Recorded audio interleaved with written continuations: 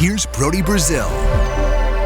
The Sharks have only played the first-place Calgary Flames in the Pacific Division, who lead the division at 29 points as I record this.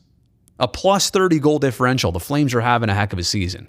And so is the other Alberta team. The Oilers are one behind them. Not the same goal differential at plus 17, but still impressive. And when you've got Connor McDavid, pretty much anything can happen. So after them, you've seen the Golden Knights make their surge. Anaheim had racked off 8 wins in a row. As of late, cooled off a little bit since then. The Sharks, got a few points behind that mix. LA, Vancouver, Seattle behind them. Here's my point. You know these standings. Like, you know how they've looked from day one, and there's been some movement here and there, kind of with the exception of the Kraken. Sharks have been relatively middle of the pack, minus their 4-0 start to the year. You know the standings. You know where the Sharks are here.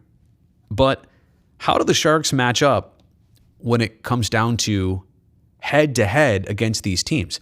I am very eager and interested to find out, because when you think about all the games San Jose is going to play against these other 7 teams, this is what's going to decide them being a playoff team or not.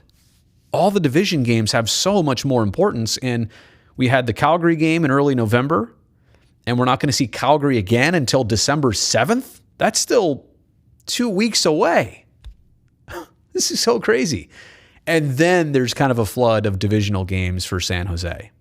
So what I'm saying here is that we kind of don't know. You talk about playoffs, you talk about contention, movement in the standings. A lot of these teams have seen each other already, but for the Sharks, they have only seen Calgary once. So we know where the Sharks stand. We just don't know how they match up against any or all of these teams. I do want to preface that. And actually, I want to temper my expectations. Well, not temper my expectations, but I want to realize that as much as I'm optimistic about this Sharks season, they struggled mightily against Las Vegas last year. Winless, I want to say, in they played them 7 or 8 times, all the games.